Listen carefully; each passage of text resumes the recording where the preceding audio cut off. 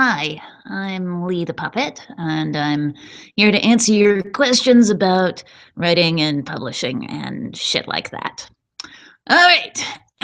So, first question comes from Sally Smith. Sally says, does being a puppet affect you in the physical writing of work? Huh. Do different kinds of puppets face different challenges just getting the writing done? Yeah, actually, it does affect me. First of all, I have no fingers. So I'm very much a point and touch typist. It's two-finger typing or two-stub typing all the way for me. Some of my marionette friends, they have fingers but not articulated. The ones who have an easiest time are the ones who are live hand, which means that their hands are, uh, fingery. They got brain matter in their hands, so to speak. Ernie's one of those. Anyway, they have a much easier time typing if they are fully brained at the time. Sometimes, they're only one-handed. Double-handing, much easier for the typing, although it's often like they're thinking with two different minds, if you know what I mean. Yeah. All right. So, let's see. Johnny Beckman says, I have two little kids and not a lot of free time, most of which is in the evening. How can I find a good online writing group? That's tricky. All right, so the easiest way to do it is, starting in person. If you go to a convention and you meet some people there, just say, hey, you're a writer, I'm a writer, want to do an online group? Failing that, take to social media.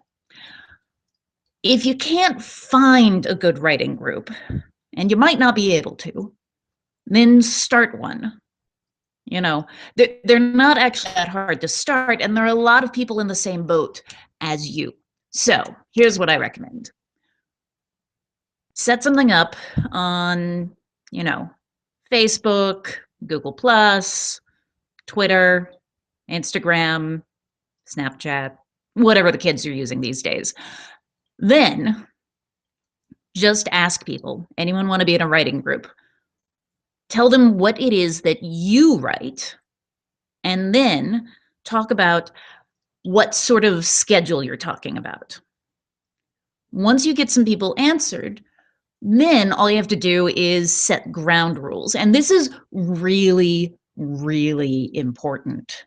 Set ground rules. Where a lot of groups break down is that everybody has a different idea of what a critique means.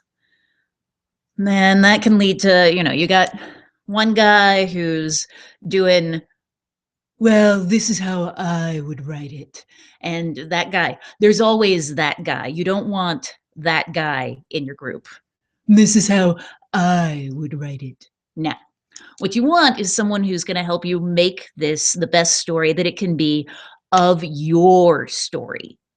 And this is why you set ground rules. You want people to talk about symptoms, occasionally diagnosing a problem, but you don't want them to be rewriting your story to be the story that they want to tell. So I would set, just to recap here, do a post on your favorite social media, ask for people who are looking for a writing group, see if you can get 5 to 8 people, no more than that. And the reason you want 5, although I think only, probably 3 opinions are all you really need, people drop out. They get busy. It's okay. But 5 gives the group some flexibility. So you get your 5 people, you set your ground rules, and then you set your schedule, which is part of the ground rules setting. Depending on your mood and group, it might be once a week, every 2 weeks, once a month. Up to you. I use Google Hangouts for, which obviously I'm a fan of. Thank you, Google. I use those for my in-person, or I should say live since they're not actually in person, but for my writing hangouts online. All right. Jared Gray asks, what are your thoughts on aspiring authors hiring a professional editor to go over your manuscript before submitting it for traditional publishing or trying to find an agent? Well, I think it's fine. I mean, it totally depends. Every writer is different. If you're worried about prose or structure, then an editor can really help you with that if you find the right editor. If you feel okay with that, if it's really just to kind of reassure you that the manuscript is okay, I don't think there's so much useful. And one of the things that Jared says in kind of a follow-up is that he wants his manuscript to be good and as good as possible, but he's worried that it could be misrepresenting his talent. Look, dude, here's the thing. If having an editor who looks at things before your real editor looks at it, and by real I mean the person who's paying you, if that's part of your process, that's fine. I have a friend who's severely dyslexic, totally hires an editor, totally. And there's nothing wrong with that. You do what you need to do for your process. Now, I'd probably talk to your editor once you've sold and tell them that you use someone, just for disclosure. And the other thing is, editors don't actually expect the second book to be as clean as the first one. Why? Because they know that you spent years working on the first book. And the second one you had to write way, way faster, which is kind of scary, but kind of okay. So don't sweat. I think that might be all the questions we have. Hang on, let me scroll. Yep. You guys didn't have a lot tonight, so this is going to be a short cast.